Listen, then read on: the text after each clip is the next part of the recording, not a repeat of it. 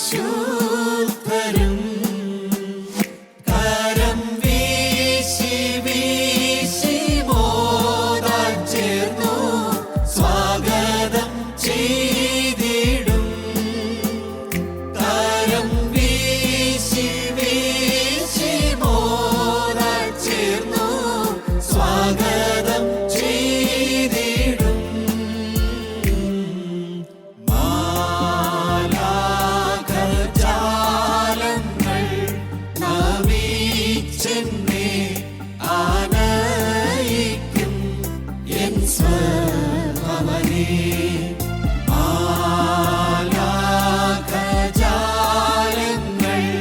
നമിച്ചെന്നെ ആനയിക്കും N സ്വഭവനേ. N ഭവനം മനോഹരം എന്താനന്ദം വന്യാതീതം സമ്മോദകം.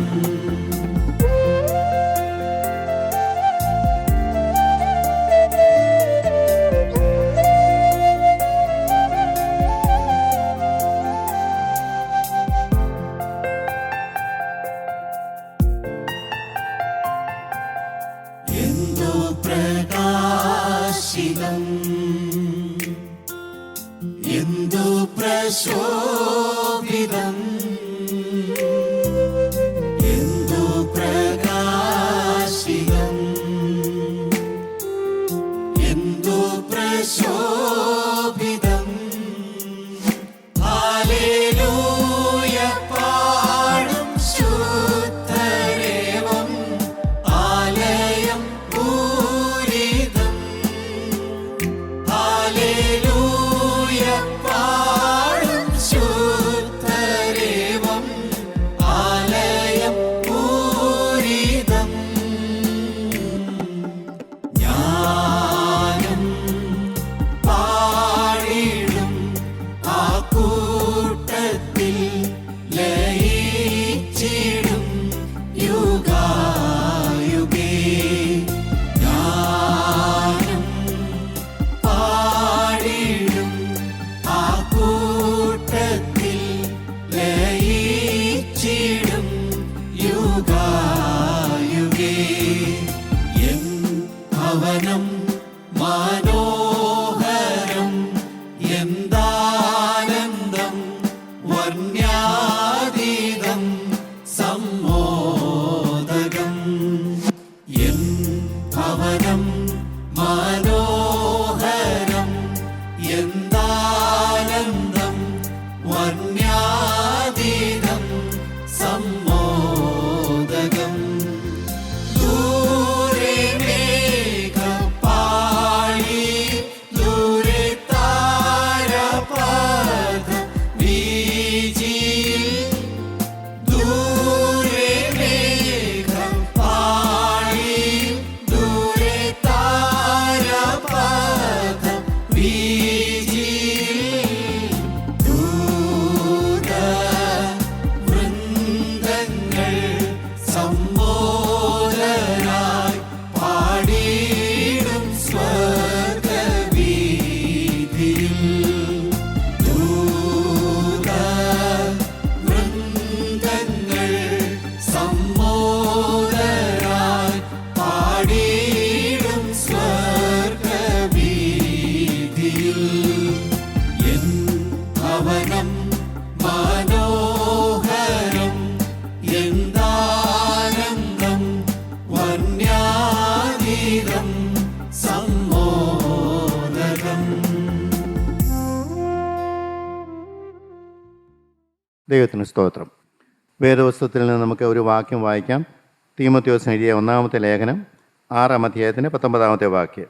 സാക്ഷാലുള്ള ജീവനെ പിടിച്ചുകൊള്ളേണ്ടതിന് വരുംകാലത്തേക്ക് നല്ലൊരടിസ്ഥാനം നിക്ഷേപിച്ചുകൊള്ളുവാനും ആജ്ഞാപിക്കാം. ദൈവത്തിന് സ്തോത്രം.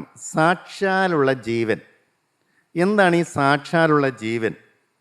അത് കിട്ടണമെങ്കിൽ ഭാവി കാലത്തേക്ക് വേണ്ടി നല്ലൊരു അടിസ്ഥാനം നിക്ഷേപിച്ചു കൊള്ളുവേൻ. അപ്പോസ്തലൻ പറയുകയാണ്, തൻ്റെ പ്രിയപ്പെട്ട തീമോഥെയോസിനോട് പറയുകയാണ്, നിൻ്റെ അടിസ്ഥാനം സാക്ഷാലുള്ള ഒരു ജീവനാണ്. സാക്ഷാൽ ജീവനം. അതിനൊരു നല്ല അടിസ്ഥാനം വേണം. എല്ലാവരും ജീവിക്കുന്നവർ ജീവിച്ചാൽ നിനക്കത് കിട്ടുകയില്ല. ശരിയാണ്, എൻ്റെ കൈവപ്പിനാൽ നിനക്ക് കൃപ കിട്ടിയതാണ്, നിനക്കൊരു മാനസാന്തരം കിട്ടിയതാണ്, ഒന്നുമല്ലാത്ത സാറിന് ജീവിതം നയിച്ചപ്പോൾ ദൈവത്തിൻ്റെ കൃപ നിൻ്റെ മേൽ വന്നതാണ്. പക്ഷെ നീ ഒരു കാര്യം മനസ്സിലാക്കണം, ഒരു നല്ല അടിസ്ഥാനം നീ ഇടണം. ആ അടിസ്ഥാനം എന്തിനു വേണ്ടിയായിരിക്കണം? നിത്യജീവൻ, സാക്ഷാലുള്ള ജീവൻ. എന്താണ് ഈ സാക്ഷാലുള്ള ജീവൻ എന്ന് പറഞ്ഞ്? ഈ നിത്യജീവനെ പിടിച്ചുകൊള്ളുക. 1 തീമോഥെയോസ് 6:12 അവിടെ കൃത്യമായിട്ട് എഴുതിയിട്ടുണ്ട്. 1 തീമോഥെയോസ് 6:12. വിശ്വാസത്തിൻ്റെ നല്ല പോർ പൊരുതുക, നിത്യജീവനെ പിടിച്ചുകൊള്ളുക. അതിനായി നീ വിളിക്കപ്പെട്ടു, അനേകം സാക്ഷികളുടെ മുമ്പാകെ നല്ല സ്വീകാര്യം കഴിച്ചുവല്ലോ. നിത്യജീവനെ പിടിച്ചുകൊള്ളുക, അതായിരിക്കണം നിൻ്റെ അടിസ്ഥാനം. നിനക്കത് ഇല്ലായിരുന്നു പണ്ട്, ദൈവം സൗജന്യമായി നിനക്കത് തന്നു. നിത്യജീവൻ. ഈ ഭൂമിയിലെ ജീവിതം കഴിഞ്ഞാലും ജീവൻ, നിത്യജീവൻ എന്ന് പറഞ്ഞാൽ ഒരിക്കലും നഷ്ടപ്പെട്ടു പോകാത്തതായ ജീവൻ. അത് ദൈവത്തോടുള്ള ബന്ധത്തിൽ മാത്രം കിട്ടും. ദൈവം തരുന്നതാണ് ആ ജീവൻ. ദൈവത്തോടുള്ള ബന്ധം ഭൂമി ജീവിക്കുമ്പോഴാണ് അത് നേടിയെടുക്കേണ്ടത്. നമുക്കറിയാം, ശരീരത്തിൽ ജീവനുണ്ട്, നമുക്ക് ആത്മാവുണ്ട്, നമ്മുടെ ദേഹം, ദേഹി, ആത്മാവ് 3 ഘടകമുണ്ട്.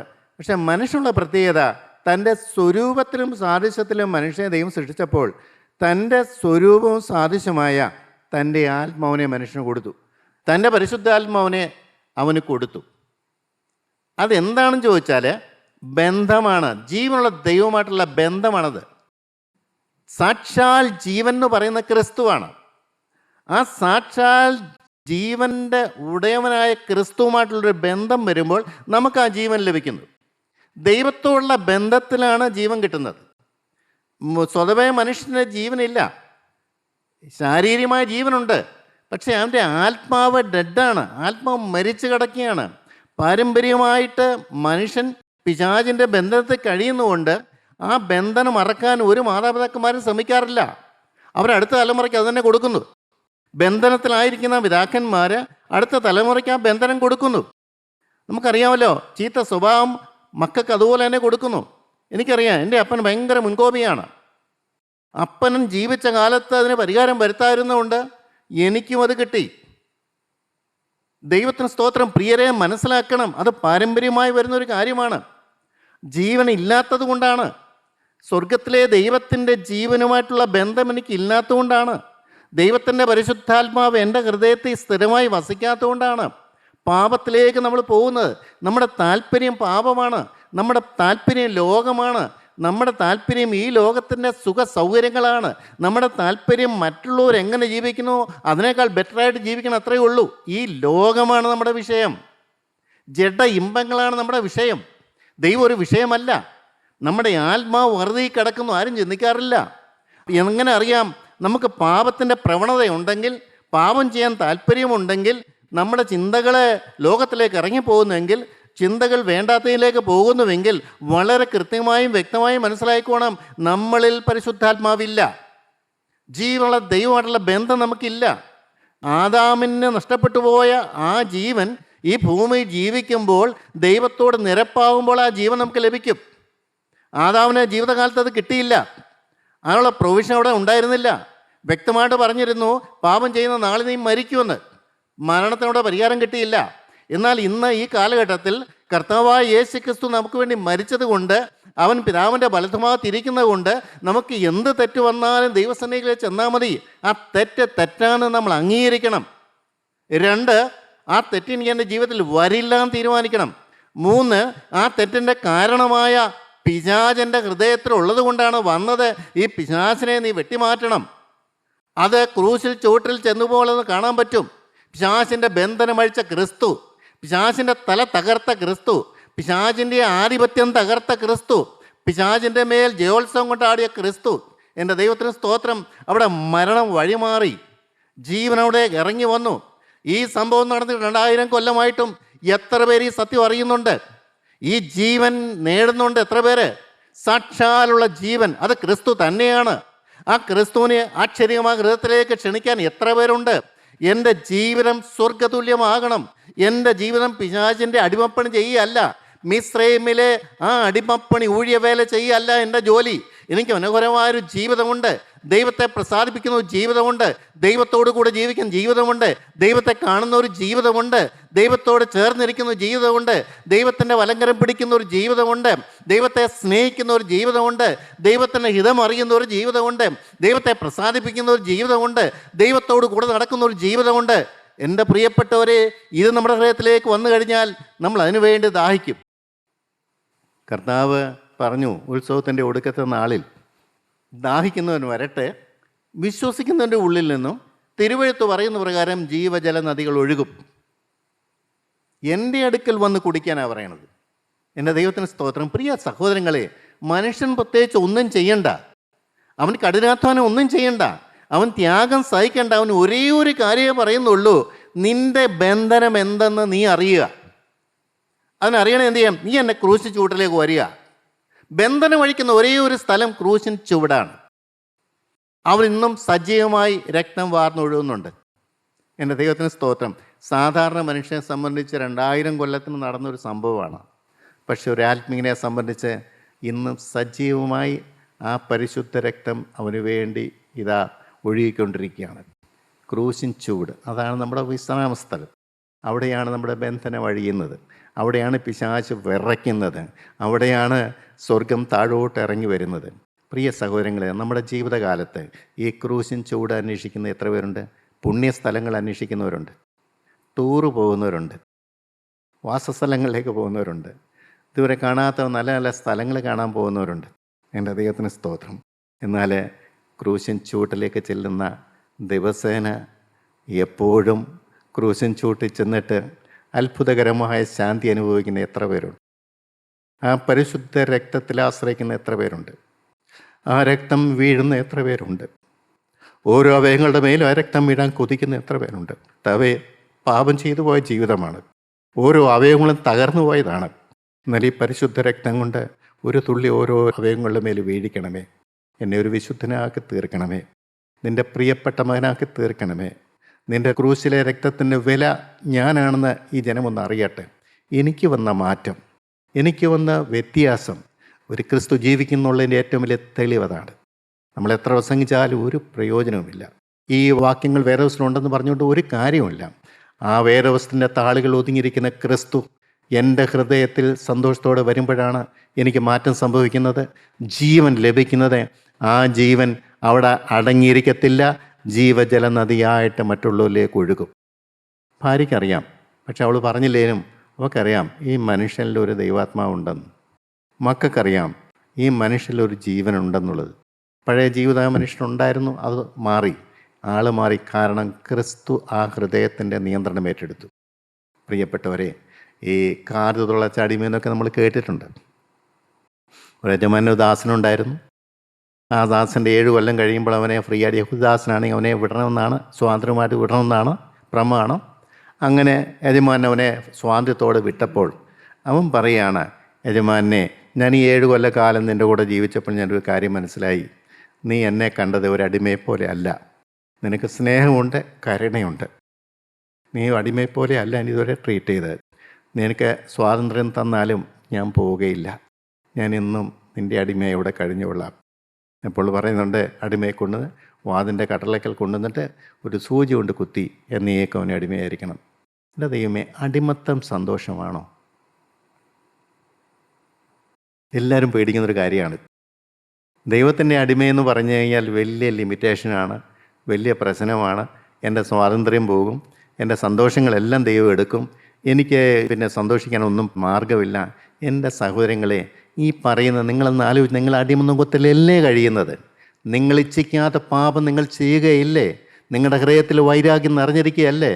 അസൂയ നിറഞ്ഞിരിക്കുന്നു, മറ്റുള്ളവരെ വിധിക്കുന്ന സ്വഭാവമുണ്ട്. നിങ്ങൾ ആലോചിച്ച് നോക്കി, നിങ്ങളുടെ ഹൃദയം ശുദ്ധമല്ല, നിങ്ങളുടെ സ്വപ്നം പോലും വിശുദ്ധമല്ല. നിങ്ങളുടെ ഹൃദയം എങ്ങനെയുണ്ടെന്ന് നിങ്ങൾ തന്നെ നോക്ക്. അതിൽ നേരായ ചൊവ്വുള്ള കണ്ണുണ്ടോ നിങ്ങൾക്ക്? നിങ്ങളുടെ ഹൃദയവും നിങ്ങളുടെ കണ്ണും എല്ലാം വളരെ മലിനമല്ലേ? ഈ ശരീരം കൊണ്ട് അതെല്ലാം മൂടി വെച്ച് നമ്മൾ തൽക്കാലം ജീവിക്കുന്നു. ഇതെല്ലാം കാണുന്ന ഒരു ദൈവമുണ്ട്. ആ ദൈവത്തിൻ്റെ സന്നിധിയിൽ എന്തു പറയും? എൻ്റെ പ്രിയ സഹോദരങ്ങളെ, നിങ്ങൾ മനസ്സിലാക്കുക, ഈ ഹൃദയം വെടിപ്പാക്കുന്നതാണ് ഏറ്റവും വലിയ കാര്യം. നിത്യജീവൻ എന്ന് പറയുന്ന ആ ക്രിസ്തു ഹൃദയത്തിൻ്റെ ഭരണം ഏറ്റെടുക്കുന്നതാണ് ഏറ്റവും വിലപ്പെട്ട കാര്യമെന്ന് ഞാൻ പറയും. കർത്താവ് പറഞ്ഞു, യോഹന്നാൻ സുവിശേഷം 11-24 വാക്യം പറഞ്ഞു, ഞാൻ തന്നെ പുനരുത്ഥാനവും ജീവനുമാകുന്നു, എന്നിൽ വിശ്വസിക്കുന്നവൻ മരിച്ചാലും ജീവിക്കും. ഞാനാണ്. ക്രിസ്തു പറഞ്ഞു, എൻ്റെ അടുക്കൽ വരുന്നവർക്ക് മാത്രമേ അത് കിട്ടുകയുള്ളൂ. എൻ്റെ കുരിശിൻ ചുവട്ടിൽ വന്ന് ഞാൻ ചെയ്ത കാര്യം അംഗീകരിച്ചുകൊണ്ട് ആ കാൽപ്പാത്തിരുന്നവർക്ക് മാത്രം കിട്ടുന്നൊരു ഭാഗ്യപദവിയാണ്. സാധാരണ കിട്ടുന്നവർക്കല്ല, നാമധേയ ക്രിസ്ത്യാനികൾക്കുള്ളതല്ല. വെറും കൂട്ടായ്മയിൽ വന്നു എന്നുള്ളതുകൊണ്ട് ഇതൊന്നും കിട്ടുകയില്ല. പ്രിയരെ, രക്ഷയ്ക്കായി വാഞ്ചിക്കണം. എനിക്ക് രക്ഷപ്പെടണം. ഈ പിശാചിൻ്റെ കയ്യിൽ നിന്ന് എനിക്ക് രക്ഷപ്പെടണം. അവൻ്റെ പിടിയിൽ നിന്ന് എനിക്ക് രക്ഷപ്പെടണം. പാപം ചെയ്ത് ദൈവത്തെ ദുഃഖിപ്പിക്കുന്ന ഈ കാര്യപരിപാടിയിൽ നിന്ന് എനിക്ക് രക്ഷ വേണം. എനിക്കെൻ്റെ കുടുംബത്തെ രക്ഷിക്കണം. ഒരു മാതൃകാ പിതാവായിട്ട് എനിക്ക് ജീവിക്കണം. സമൂഹത്തിൽ കളങ്കമില്ലാത്തവനായി, ദൈവാത്മാവുള്ളവനായി, സാക്ഷ്യത്തോടെ എനിക്ക് ജീവിക്കണം. എത്ര പേർക്ക് ആഗ്രഹിക്കുന്നുണ്ട്? അതാണ് നിത്യജീവൻ എന്ന് പറയുന്നത്. നമ്മൾ വ്യക്തമായിട്ട് അറിയാമല്ലോ, കർത്താവ് പറഞ്ഞു, ഞാനാണ് പുനരുത്ഥാനം, ഞാനാണ് ജീവൻ. എൻ്റെ അടുക്കൽ വന്നാലേ നിനക്ക് ജീവൻ കിട്ടുകയുള്ളൂ. എൻ്റെ അടുക്കൽ വന്നാലേ നിൻ്റെ ബന്ധനം അഴിയുള്ളൂ. ആ ബന്ധനം അഴിയണമെങ്കിൽ നീ തന്നെത്താൻ പിശാച് നിന്നെ ബന്ധിച്ചിരിക്കുന്ന ഏതെല്ലാം കാര്യത്തിലാണ് നീ കണ്ടുപിടിക്കണം. നിൻ്റെ ദൈനംദിന ജീവിതത്തിൽ തെറ്റുപറ്റുന്ന കാര്യങ്ങൾ എന്തെല്ലാം നിനക്കറിയാൻ പാടില്ലേ? നിനക്ക് നിയന്ത്രിക്കാൻ നോക്കിയിട്ടും സാധിക്കാത്ത കാര്യങ്ങൾ അറിയാൻ പാടില്ലേ? നീ അടിമനുഖത്തിലാണെന്ന് നിനക്ക് അറിയാൻ പാടില്ലേ?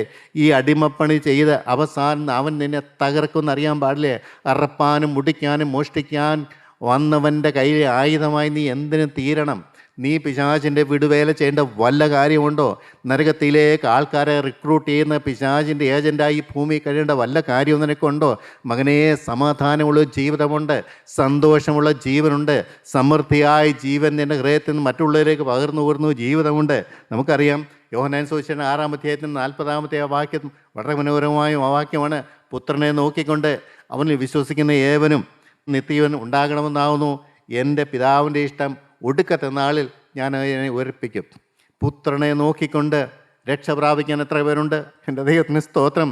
ആ കാഴ്ച കാണുന്ന എത്ര പേരുണ്ട്? പിതാവായ ദൈവം പുത്രനെ ഭൂമിയിലേക്ക് അയച്ചത് അവനെ നോക്കാനാണ്, അവൻ്റെ അടുത്തേക്ക് ചെല്ലാനാണ്, അവങ്കിൽ നിന്ന് ജീവജലം പ്രാപിക്കാനാണ്. ശമരിയക്കാരി സ്ത്രീ പറഞ്ഞല്ലോ, കർത്താവേ, ജീവജലം എനിക്ക് തരണമെന്ന് പറഞ്ഞു. എൻ്റെ ദൈവത്തിന് സ്തോത്രം. അവൻ ജീവജലം കൊടുക്കുന്നവനാണ്. അവൻ്റെ കയ്യിൽ മാത്രമേ അതുള്ളൂ. അവൻ തന്നാലേ നമുക്കിത് കിട്ടുകയുള്ളൂ. അവൻ തരണമെങ്കിൽ നമ്മൾ പിശാചിൻ്റെ അവകാശങ്ങൾ എന്തെല്ലാമാണെന്ന് കണ്ടുപിടിച്ച് അതിനോട് യാത്ര പറയാനുള്ളൊരു മനസ്സ് വേണം. ധൈര്യത്തോടെ പറയണം, ഇതൊക്കെയാണ് എൻ്റെ ബന്ധനം, ഇന്ന വിഷയം ഞാൻ ചെയ്യുന്നതുകൊണ്ടാണ് പിശാച് എന്നെ ബന്ധിച്ചിട്ടിരിക്കുന്നത്. ഈ ബന്ധനം അഴിക്കാൻ ഞാൻ അതിനോട് യാത്ര പറയുകയാണ്. പിശാചിൻ്റെ താല്പര്യങ്ങൾ ഞാൻ സംരക്ഷിക്കുകയില്ല, അവൻ്റെ ഏജൻ്റ് ആയിരിക്കുകയില്ല, അവൻ തരയുന്ന പാവം ഞാൻ ചെയ്യുകയില്ല. പക്ഷേ എനിക്ക് പറയാനല്ലേ പറ്റുകയുള്ളൂ, ബന്ധനം അഴിക്കാൻ നിനക്കേ പറ്റുകയുള്ളൂ. അവിടെയാണ് ക്രൂശിൻ്റെ വില. ക്രൂശിൻ്റെ ചുവട്ടിലെ വില അവിടെയാണ്. ബന്ധനങ്ങൾ അഴിയുന്ന സ്ഥലം, കെട്ടുകൾ പൊട്ടുന്ന സ്ഥലം, രക്തം വീഴുന്ന സ്ഥലം, ഹൃദയം കഴുകുന്ന സ്ഥലം, ജീവൻ ലഭിക്കുന്ന സ്ഥലം. അവിടെ യേശു ക്രിസ്തു ഓരോരുത്തരെയും മാടി വിളിക്കുകയാണ്. പ്രിയ സഹോദരങ്ങളെ, നിങ്ങൾ യേശുവിൻ്റെ ക്രൂശിൻ ചുവട് നിരന്തരം സന്ദർശിക്കുന്നവരാണോ? അവിടെ നിങ്ങൾക്ക് നിങ്ങളുടെ ബന്ധനങ്ങൾ അഴിച്ച് നിങ്ങൾ എടുക്കാറുണ്ടോ? നിങ്ങളുടെ കെട്ടുകളെ നിങ്ങൾ പൊട്ടിക്കാറുണ്ടോ? എൻ്റെ ദൈവത്തിന് സ്തോത്രം. പുത്രനെ നോക്കിക്കൊണ്ട് അവനെ വിശ്വസിക്കുന്ന അവൻ നിത്യജീവനുണ്ടാകും. യോഹന്നാൻ്റെ സുവിശേഷം 6-7 വാക്യത്തിൽ കൃത്യമായിട്ട് പറയുന്നുണ്ട്, വിശ്വസിക്കുന്നവർക്ക് നിത്യജീവനുണ്ട്. ക്രിസ്തു എനിക്ക് വേണ്ടിയാണ് സ്വർഗം വിട്ട് ഇറങ്ങി വന്നതെന്നും അവൻ വന്നത് എന്നെ പിശാചിൻ്റെ കയ്യിൽ നിന്ന് വിടുവിക്കാനാണെന്നും അവൻ മരിച്ചത് എൻ്റെ പാപത്തിന് പരിഹാരമായിട്ടാണെന്നും അവൻ എനിക്ക് വേണ്ടി യാഗമൃഗമായി തീർന്നതാണെന്നും അവൻ്റെ ക്രൂശിലേക്ക് നോക്കുന്നവർക്കാണ് നിത്യജീവൻ കിട്ടുന്നതെന്നുള്ളതും വിശ്വസിക്കുന്നവർക്കത് കിട്ടും. നിസ്സാരനായ എനിക്കൊന്നും അടിസ്ഥാനം ഒന്നും ഉണ്ടായിരുന്നവനല്ല. തകർന്നു പോയ കുടുംബത്തിൽ ജീവിച്ച മനുഷ്യനാണ്. തകർന്ന ബാല്യകാലവും യൗവനകാലം ഉണ്ടായിരുന്നവനാണ്. പക്ഷേ എനിക്ക് ഈ ഭാഗ്യം ദൈവം തന്നു. ഇത് വിശ്വസിക്കാനുള്ളൊരു കൃപ ദൈവം എനിക്ക് തന്നു. ബന്ധനങ്ങൾ അഴിക്കണമെന്നുള്ളൊരു നിർബന്ധം എനിക്ക് തന്നു. എൻ്റെ ദൈവത്തിൻ്റെ വിളി സന്തോഷത്തോടെ സ്വീകരിക്കാനുള്ളൊരു ഭാഗ്യം എനിക്ക് ലഭിച്ചു. ഞാനെപ്പോഴും ഓർക്കാറുണ്ട്, എത്ര വലിയ ഭാഗ്യമാണ് എനിക്ക് ലഭിച്ചത്. തകർന്നു പോകേണ്ട ജീവിതം, ആർക്കും വേണ്ടാത്ത ജീവിതം ഇന്ന് ഭൂമിയിൽ തന്നെ കാണുകയില്ലായിരുന്നു. ഞാൻ അന്ന് പോയിരുന്നുവെങ്കിൽ എൻ്റെ ദൈവം എന്നെ മാടി വിളിച്ചു. ഈ തകർന്നു പോയ ജീവിതത്തെ അവൻ നല്ലതാക്കി മെനയുന്നു. എൻ്റെ ദൈവത്തിന് സ്തോത്രം. അവൻ്റെ നാമം ഉയരുമാറാകട്ടെ. യേശു ക്രിസ്തു ഇന്നും ജീവിക്കുന്നു. ഇങ്ങനെ തകർന്നു പോയ ആരെങ്കിലും നിങ്ങളുണ്ടോ? നിരാശപ്പെട്ട് കഴിയുന്ന ആരെങ്കിലും ഉണ്ടോ? ഭാരപ്പെട്ട് കഴിയുന്ന ആരെങ്കിലും ഉണ്ടോ? പാപത്തിൻ്റെ വലിയ ചതിയിൽ കിടക്കുന്ന ആരെങ്കിലും ഉണ്ടോ? പ്രിയ സഹോദര, നിനക്ക് പ്രത്യാശയുണ്ട്. യേശുക്രിസ്തു ഇന്നും ജീവിക്കുന്നു, നിനക്ക് വേണ്ടി ജീവിക്കുന്നു. നിൻ്റെ പാപത്തിനും അവൻ പരിഹാരം വരുത്തിയതാണ്. അതുകൊണ്ട് നിൻ്റെ പാപം വലുതാണെന്ന് നീ പറയണ്ട. നിൻ്റെ പാപങ്ങൾ ഓരോന്നും നീ കണ്ടുപിടിക്കുന്ന ഓരോ പാപങ്ങളും അതിന് പരിഹാരം അവൻ എണ്ണി എണ്ണി പരിഹാരം വരുത്തിയതായതുകൊണ്ട് നിനക്ക് ധൈര്യത്തോടെ ചെല്ലാം. എൻ്റെ ദൈവത്തിന് സ്തോത്രം.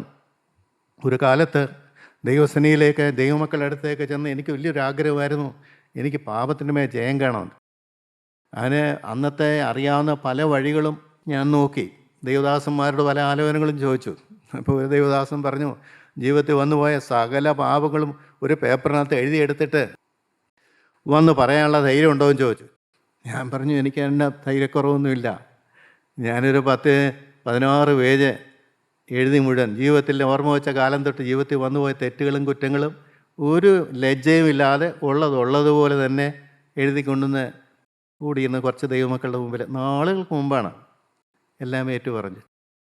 കർത്താവ് പറഞ്ഞൊരു കാര്യമാണ്, മോനെ, നീ വളരെ പാടുപെട്ട് കണ്ടുപിടിച്ചതെല്ലാം പറഞ്ഞല്ലോ, നീ കണ്ടുപിടിക്കാത്തത് പോലും എനിക്കറിയാം. നിൻ്റെ കണ്ണിന് മറഞ്ഞിരിക്കുന്ന അനേക പാപങ്ങൾ ഇനിയുള്ളത് എനിക്കറിയാം. ഞാനതെല്ലാം നിനക്ക് ക്ഷമിച്ചു തരികയാണ്. എൻ്റെ ദൈവത്തിന് സ്തോത്രം. ഞാൻ പറഞ്ഞ എന്താണെന്നറിയാമോ? അത്രയും ദൈവമക്കളുടെ മുമ്പിൽ ഞാൻ ചെയ്ത് കൂട്ടിയതെല്ലാം തുറന്നു പറയാനുള്ളൊരു മനസ്സ് ആർക്കെങ്കിലും ഉണ്ടോ? അവരെന്നെക്കുറിച്ച് എന്ത് ചിന്തിക്കും? ഞാൻ ഒന്നും നോക്കിയില്ല. എൻ്റെ ദൈവത്തിന് സ്തോത്രം. എനിക്കൊരു കാര്യം അത്യാവശ്യമാണ്. എനിക്ക് ബന്ധനം അഴിയണം. ഈ പാപത്തിൽ കഴിയാൻ എനിക്ക് പറ്റുകയില്ല. എങ്ങനെ ഇത് വലിച്ചെറിഞ്ഞു കളയണം? ഈ വലിയ കെട്ട് എനിക്ക് പൊട്ടിക്കണം. അതുകൊണ്ട് അവരെന്ത് ചിന്തിക്കുന്നു ഞാൻ നോക്കിയില്ല. സ്തോത്രം. പ്രകടമായ പാപത്തിലെ പിടിച്ച ആ വേശ്യാസ്ത്രീക്ക് എന്ത് മാന്യതയാവുള്ളത്? ആര് കണ്ടാലെന്ത്, ആര് കേട്ടാലെന്ത്? നിമിഷങ്ങൾക്കുള്ളിൽ കൽക്കൂമ്പാരത്തിനടിയിലേക്ക് പോകേണ്ട സ്ത്രീക്ക് എന്ത് മാന്യതയാണ്? അവൾ ആരെയും നോക്കിയില്ല.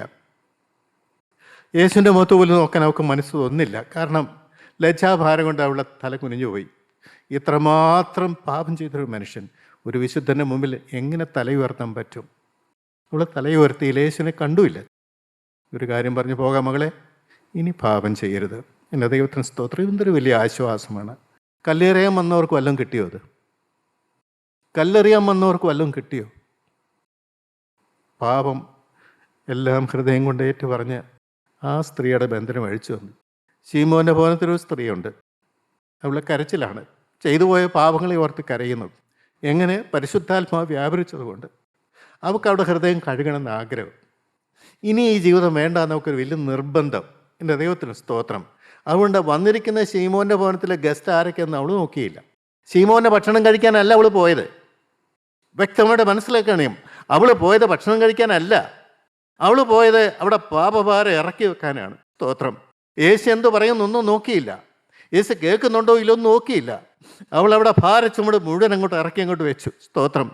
പ്രിയപ്പെട്ടവരെ, അവർക്കാണ് സമാധാനം കിട്ടുന്നത്, അവർക്കാണ് നിത്യജീവൻ കിട്ടുന്നത്, അവർക്കാണ് സ്വർഗത്തിൻ്റെ ജീവൻ കിട്ടുന്നത്, അവർക്കാണ് ദൈവത്തെ കിട്ടുന്നത്, അവരാണ് ഭാഗ്യശാലികൾ, അവരാണ് സമാധാനത്തോടെ ജീവിക്കുന്നത്, അവരുടെ കുടുംബമാണ് അനുഗ്രഹിക്കപ്പെടുന്നത്. എൻ്റെ ദൈവത്തിന് സ്തോത്രം. പ്രിയപ്പെട്ടവരെ, നിങ്ങളൊന്ന് ആലോചിച്ച് നോക്കിയേ. കർത്താവ് പറഞ്ഞു, യോഹന്നാൻ സുവിശേഷം 6:61, ജീവിപ്പിക്കുന്ന ആത്മാവാകുന്നു. ജീവിപ്പിക്കുന്നത് ആത്മാവാകുന്നു, മാംസം ഒന്നിനും ഉപകരിക്കുന്നില്ല. ആത്മാവ് നമുക്ക് പരിചയമില്ലാത്തൊരു വാക്കാണ് ഈ ആത്മാവ് എന്ന് പറയുന്നത്. നമുക്ക് വലിയ പരിചയമൊന്നുമില്ല, പക്ഷേ പരിചയപ്പെടണമല്ലോ. ഈ ആത്മാവ് വേണം എൻ്റെ ഹൃദയത്തിൽ വന്ന് പാർക്കാൻ. മരിക്കുന്നവരെയും എൻ്റെ ഹൃദയത്തിൽ വന്ന് പാർക്കുന്നത് ഈ ആത്മാവാണ്. അത് നാം പരിചയപ്പെട്ടേ പറ്റുള്ളൂ. ആ ആത്മാവിനോട് ബന്ധം വന്നേ പറ്റുള്ളൂ. ആ ആത്മാവിന് വേണ്ടി ദാഹിച്ചേ പറ്റുള്ളൂ. ആത്മാവിന് വേണ്ടി എന്ത് വിട്ടുവീഴ്ച ചെയ്തേലും പറ്റുള്ളൂ. ജീവിപ്പിക്കുന്നത് ആത്മാവാകുന്നു. മനുഷ്യനെ മരണത്തിൽ നിന്ന് ജീവൻ കൊടുക്കുന്ന ദൈവത്തിൻ്റെ പരിശുദ്ധാത്മാവാണ്. എൻ്റെ മാംസം തിന്നുകയും എൻ്റെ രക്തം കുടിക്കുകയും ചെയ്യുന്നു, നിത്യജീവൻ ഉണ്ടെന്ന് കർത്താവ് വ്യക്തമായിട്ട് പറഞ്ഞു. എന്ന് പറഞ്ഞാൽ എന്താ പറഞ്ഞാൽ, എന്നെ ആയിരിക്കുന്ന അവസ്ഥയിൽ ഉൾക്കൊള്ളാൻ എത്ര പേർക്ക് കഴിയും? എന്നെ ഹൃദയത്തിലേക്ക് സ്വീകരിക്കാൻ എത്ര പേർക്ക് കഴിയും? എന്നെ മാനിക്കാൻ എത്ര പേർക്ക് കഴിയും?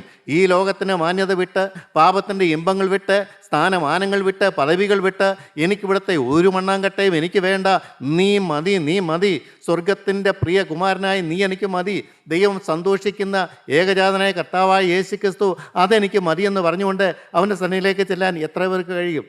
പ്രിയപ്പെട്ടവരെ, ഇതാണ് നിത്യജീവൻ എന്ന് പറയുന്നത്. നിത്യജീവൻ അത് ചുരുക്കം പേർക്കേ കിട്ടുകയുള്ളൂ. ഇത് ഭൂമിയിലെ ജീവിതത്തിൽ നേടിയെടുക്കേണ്ട ഒരേ ഒരു കാര്യമാണ്. ദൈവവുമായിട്ട് ബന്ധം കിട്ടുന്നതാണ് നിത്യം എന്ന് പറയുന്നത്. അത് പരിശുദ്ധാത്മാവ് നമ്മളിൽ വസിച്ചുകൊണ്ട് സകല സത്യത്തിലും വഴി നടത്തുന്ന ജീവിതമാണ്. പാപത്തിൻ്റെ സകല വേരുകളോട് അറപ്പും വെറുപ്പും തരുന്നതാണ് നിത്യജീവൻ എന്ന് പറയുന്നത്. ആ ജീവൻ നമ്മളിൽ ഉണ്ടെങ്കിൽ നമ്മുടെ കാഴ്ചപ്പാട് മാറും, നമ്മുടെ ചിന്താഗതി മാറും, നമ്മുടെ ആഗ്രഹം മാറും, നമ്മുടെ മോഹങ്ങൾ മാറും. നമുക്ക് ആ ബന്ധം കിട്ടും. ഒരു പരമരഹസ്യം കൂടി ഞാൻ പറയാം പ്രിയപ്പെട്ടവരെ, അത് പ്രാർത്ഥിക്കുമ്പോൾ മാത്രമല്ല, 24 മണിക്കൂറും പകൽ 12 മണിക്കൂർ ഏത് സമയത്തും ഈ ബന്ധം നഷ്ടപ്പെടുകയില്ല, ഏത് സമയത്ത് ഈ സാന്നിധ്യം നഷ്ടപ്പെടുകയില്ല. അതിനുവേണ്ടി ദാഹിച്ചാൽ മാത്രം മതി. കർത്താവേ, എനിക്ക് നിൻ്റെ സാന്നിധ്യമാണ് വേണ്ടത്, നീ എൻ്റെ കൂടെ ഇരിക്കണം എന്നുള്ള ഉറപ്പ് എനിക്ക് വേണം, നീ എന്നെ പിടിച്ചുകൊള്ളണം, നീ എൻ്റെ കൂടെ ഇരുന്നോളാം, നിൻ്റെ ആലോചന എനിക്ക് പറഞ്ഞു തരണം, തിരു സാന്നിധ്യം എനിക്ക് തരണം. ഉയരത്തിലേക്ക് പോകാൻ അപ്പോസ്തലൻ പറഞ്ഞു. എങ്ങനെ ഉയരത്തിലേക്ക് പോകും കർത്താവേ? ലോകം വിട്ടവർക്ക്, പാപം വിട്ടവർക്ക് സ്വാഭാവികമായും മുകളിലോട്ടങ്ങ് പറന്നു പോകും. പ്രിയപ്പെട്ടവരെ, പട്ടം പറക്കാനായിട്ട് നമ്മൾ പ്രത്യേകിച്ച് ഒന്നും ചെയ്യേണ്ട കാര്യമില്ല. കാറ്റുള്ള സ്ഥലത്ത് ഒന്ന് മുകളിലോട്ട് പൊക്കിയാൽ മതി, കാറ്റ് പട്ടത്തെ അങ്ങ് പറക്കിക്കൊള്ളും, എല്ലാം ആത്മാവ് ചെയ്തുകൊള്ളും. നമ്മൾ ചെയ്യേണ്ട കാര്യം എന്നാന്ന് ചോദിച്ചു കഴിഞ്ഞാൽ, പാപത്തെ കണ്ടുപിടിക്കുക, പാപത്തോട് യാത്ര പറയുക, യേശുക്രിസ്തു മുമ്പിലേക്ക് ചെല്ലുക, പരിഹാരം തരണമേ, എനിക്ക് നിത്യജീവൻ തരണമേ, സ്വർഗത്തിൻ്റെ താല്പര്യങ്ങൾ സംരക്ഷിക്കാൻ ഞാൻ മനസ്സാണ്, ഈ ഭൂമി നിൻ്റെ സാക്ഷ്യം വഹിച്ചാൽ നിന്നുകൊള്ളാമെന്ന് പറയാൻ എത്ര പേരുണ്ട്? ദൈവത്തിന് സ്തോത്രം. പിശാചിൻ്റെ പിടിയിൽ നിന്നും മോചനം പ്രാപിച്ച് ദൈവസ്നേഹം തിരിച്ചറിഞ്ഞുകൊണ്ട് അവനെ സ്നേഹിക്കുന്ന ജീവിതമാണ് നിത്യജീവൻ എന്ന് പറയുന്നത്. ദൈവത്തിന് സ്തോത്രം. ദൈവവചനം കേട്ട് ആത്മാവിൻ്റെ അവസ്ഥ മനസ്സിലാക്കി എന്തെല്ലാം കുറവുകളുണ്ട് ദൈവസന്നിധി തന്നെത്താനിരുന്ന് എല്ലാം മനസ്സിലാക്കിയിട്ട് എല്ലാം കൊണ്ട് ക്രൂശിന് ചൂട്ടിക്കൊണ്ടുവന്ന് ഇടുക. ദൈവത്തിന് എല്ലാം ഡംപ് ചെയ്യുക. എൻ്റെ ദൈവത്തിന് സ്തോത്രം. സന്തോഷത്തോടെ ഒരാൾ കാത്തിരിക്കുകയാണ്. പാപങ്ങളെല്ലാം ഏറ്റു പറഞ്ഞിട്ട് ഉപേക്ഷിക്കുന്ന കേൾക്കാൻ ഇതിങ്ങനെ ശ്രദ്ധയോടെ നിൽക്കുന്ന ഒരു യേശു ക്രിസ്തു ഉണ്ട്. ഞാൻ ക്രൂശിൽ മരിച്ചത് വെറുതെയല്ല, ഞാൻ ഇവൻ്റെ പാപം ചുമന്ന് വെറുതെയല്ല, ഇവൻ എന്നെ മാനിക്കുന്നുണ്ട്, ഇവൻ എന്നെ സ്നേഹിക്കുന്നുണ്ട്, എൻ്റെ വചനം അവൻ സ്വീകരിക്കുന്നുണ്ട്, അവനവൻ്റെ പാപത്തോട് യാത്ര പറഞ്ഞിട്ടുണ്ട്, ആരെയും നോക്കാതെ അവന് കിട്ടിയ വചനപ്രകാരം ജീവിക്കാൻ താല്പര്യം കാണിക്കുന്നതാണ്. എൻ്റെ ദൈവത്തിന് സ്തോത്രം. ഇത് യേശുവിലുള്ള വിശ്വാസമാണ്. യേശു എനിക്ക് വേണ്ടി മരിച്ചു എന്നുള്ള വിശ്വാസമാണ്. യേശു എന്നെ ഒരു കാലത്തും ചതിക്കയിലെന്നുള്ള വിശ്വാസമാണ്. എൻ്റെ പാപത്തോട് ഞാൻ യാത്ര പറഞ്ഞാൽ അവൻ തന്നെത്താൻ എൻ്റെ ഹൃദയത്തിലേക്ക് ഇറങ്ങി വരും എന്നുള്ള ഉറപ്പേറിയ കാര്യമാണ്. ദൈവത്തിന് സ്തോത്രം. ലോകം പഴിക്കും, ലോകത്തിന് മനസ്സിലാവുകയില്ല. ഇവൻ എന്താ ചെയ്യുന്നത് ലോകത്തിന് മനസ്സിലാവുകയില്ല. കൂട്ടുകാരെ പഴിക്കും, ദുഷിക്കും, ഒക്കെ ശരിയാണ്. ആർക്കും നമ്മൾ അംഗീകരിക്കാൻ പറ്റില്ല. നമ്മൾ ദൈവപക്ഷത്ത് നിന്നാൽ ഒരു പരമസത്യം ഞാൻ പറയട്ടെ, സകലരും വെറുക്കും. നമ്മുടെ സ്നേഹിതർ വെറുക്കും, ഈവൻ നമ്മുടെ ഭാര്യ പോലും ഉള്ളത്തിൽ വെറുപ്പ് വരും. കാരണം എന്നാത്? ഇത് അംഗീകരിക്കാൻ അവർക്ക് പറ്റുകയില്ല. പുറമേ ഒന്നും കാണിക്കത്തില്ല. പക്ഷേ ഈ നമുക്ക് അസൂയ എന്ന് പറയുന്ന കാര്യം അതാണ്. എനിക്ക് സാധിക്കുന്നില്ല, സാധിക്കുന്ന ആരെങ്കിലും കണ്ടാൽ നമുക്ക് അസൂയ വരും. പാപത്തോട് യാത്ര പറയാത്ത ഏത് മനുഷ്യന് ഇതുണ്ടാകും, സംശയമൊന്നുമില്ല പ്രിയപ്പെട്ടവരെ. ഇതൊന്നും നോക്കിയിട്ട് കാര്യമൊന്നുമില്ല. എൻ്റെ ദൈവം എനിക്ക് തന്നിട്ടുണ്ട്. ഒരിക്കലും ദൈവത്തിൻ്റെ ആത്മാവിനോട് പറഞ്ഞു, മകനെ, നയാഗ്രയുടെ വെള്ളച്ചാട്ടത്തിന് മുകളിൽ കൂടെ ഒരു കമ്പി കെട്ടിയിട്ട് അതിൽ കൂടെ നടന്നു പോകുന്ന ഒരാളെക്കുറിച്ച് കേട്ടിട്ടുണ്ടോ എന്ന്. ഞാൻ കേട്ടിട്ടുണ്ട്. ഞാൻ അതുപോലെ നിന്നെ നിർത്തിയിരിക്കുന്നത്. ഇടത്തോട്ട് നോക്കാൻ പാടില്ല, വലത്തോട്ടൊന്നും പോകാൻ പാടില്ല. പൊങ്ങയറ്റത്ത് അക്കരദേശത്ത് ഒരാൾ നിൽപ്പുണ്ട്, നിന്നെ കാത്തു നിൽക്കുന്നുണ്ട്, അവൻ്റെ മുഖത്തേക്ക് മാത്രം നോക്കി നിനക്ക് ജീവിക്കാൻ പറ്റുമോ എന്ന് ചോദിച്ചു. അന്ന് ഞാൻ ഉത്തരവൊന്നും പറഞ്ഞില്ല, കാരണം എനിക്കത് ദഹിക്കാൻ പറ്റുന്നൊരു വിഷയമായിരുന്നില്ല. ഭയങ്കര വെള്ളച്ചാട്ടത്തിന് മുകളിൽ കൂടെ കമ്പിയിൽ നടക്കുന്നൊരു മനുഷ്യനെ പോലെ ഇടത്തോട്ടോ വലത്തോട്ടോ നോക്കാതെ ഒരു ഭാരവും ഇല്ലാതെ എല്ലാം വിട്ടിട്ട് മുന്നിൽ നിൽക്കുന്നവനെ കണ്ടുകൊണ്ട് മുന്നോട്ട് പോകുക എന്നുള്ളത്. പക്ഷെ ഇന്നെനിക്കത് മനസ്സിലാവും. അതൊരു വലിയ സന്തോഷം തന്നെയാണ്, വലിയൊരു പ്രമോദം തന്നെയാണ്. എല്ലാം വിട്ടുപിരിഞ്ഞാൽ എന്ത് സന്തോഷമെന്നറിയാം, എന്തോ ഒരു ആശ്വാസമാണ്. ഭാരങ്ങളില്ല, ആകുലങ്ങളില്ല, ശത്രു പരീക്ഷിക്കാൻ വരികയില്ല. ദൈവത്തിന് സ്തോത്രം. എല്ലാം തികഞ്ഞവനാണെന്നല്ല പറഞ്ഞത്, എല്ലാത്തിൻ്റെയും വേരുകൾ അടിയിൽ കിടപ്പുണ്ടെന്ന് എനിക്ക് നന്നായിട്ട് അറിയാം. എൻ്റെ യൗവനകാലത്ത് ഞാൻ ചെയ്തു കൂട്ടിയ സകല പാപത്തിൻ്റെയും വേരുകൾ എൻ്റെ ഹൃദയത്തിൻ്റെ അടിത്തട്ടിൽ മറഞ്ഞു കിടക്കുകയാണ്. ദൈവം അത് വെളിപ്പെടുത്താതിരിക്കുകയാണ്. ദൈവത്തോട് പറയാറുണ്ട്, കർത്താവേ, അതും വെളിപ്പെടുത്തി തരണം. ഞാൻ ഏറ്റു പറഞ്ഞുകൊള്ളാം, ക്രൂശിന് ചൂട്ടി വന്നുകൊള്ളാം, രക്തത്താൽ കഴുകിക്കൊള്ളാം. എനിക്ക് ഭൂമിയിൽ ആയുസ് നീ തരുന്നുവെങ്കിൽ എൻ്റെ ശുദ്ധീകരണത്തിന് വേണ്ടി ഞാൻ മാത്രം വേർതിരിക്കും. ഞാൻ നിൻ്റേതാണ്, ഞാൻ നിൻ്റെ സന്നിധി വരേണ്ടതാണ്. ദൈവത്തിന് സ്തോത്രം. പ്രിയപ്പെട്ടവരെ, അതാണ് പ്രത്യാശ, അതാണ് സമാധാനം. ഭാരങ്ങളും ആകുലങ്ങളും വരില്ല എന്ന് പറഞ്ഞാൽ അതുകൊണ്ടാണ്. ഈ ഭൂമിയിലെ വിലപ്പെട്ടതെല്ലാം ആർക്കു വേണ്ടി ഉപേക്ഷിക്കുന്നത്? ആണ് പ്രിയനായ യേശുവിന് വേണ്ടി. അവൻ്റെ വചനമാണത്. ആ വചനം വായിക്കാൻ എത്ര സുഖം, അത് അനുഭവിക്കാൻ നല്ല സുഖം. നമ്മൾ സാധാരണ വേദവസ്വം വായിക്കുമ്പോൾ മടുപ്പ് വരുന്നത് എന്തുകൊണ്ടാണെന്ന് വെച്ചാൽ നമുക്കത് അക്സെപ്റ്റ് ചെയ്യാൻ പറ്റില്ല, നമുക്കത് അനുസരിക്കാൻ പറ്റില്ല. അതുകൊണ്ടാണ്. അനുസരിക്കാൻ പറ്റുന്നുണ്ടെങ്കിൽ അത് തേനിലും തേൻകട്ടയിലും മധുരമായി തീരുവില്ലേ. എൻ്റെ ദൈവത്തിന് സ്തോത്രം. പൗലോസ് അപ്പോസ്തലൻ എഴുതിയ ലേഖനങ്ങൾ വായിക്കുമ്പോൾ നമുക്ക് എന്ത് സന്തോഷം, അപ്പോസ്തലൻ ഇതെല്ലാം അനുഭവിച്ചല്ലോ എന്നുള്ളത്. അതാണല്ലോ എനിക്കും തന്നിരിക്കുന്നുള്ള ഭാഗ്യം. എൻ്റെ ദൈവത്തിന് നന്ദിയോടെ സ്തോത്രം. ജീവിതം മുഴുവനായി ഓരോ അവയവങ്ങളും കർത്താവിൻ്റെ കരങ്ങളിലേക്ക് കൊടുക്കും. അവിടെ യേശുവിൻ്റെ രക്തം വീഴണം, അവിടെ ആത്മാവെന്ന് മുദ്ര വെക്കണം, ദൈവത്തിൻ്റേതായിട്ട് വേർതിരിയണം. ഞാൻ ഈ ഭൂമിയിൽ ജീവിക്കുന്നു, പക്ഷെ ഞാൻ സ്വർഗത്തിൻ്റേതാണ്, സ്വർഗത്തിൻ്റെ കാവലുള്ളതാണ്, സ്വർഗത്തിൻ്റെ റിമോട്ട് കൺട്രോളിലാണ് ഞാൻ കഴിയുന്നത്. ആ ഉറപ്പ് എനിക്കും വേണം.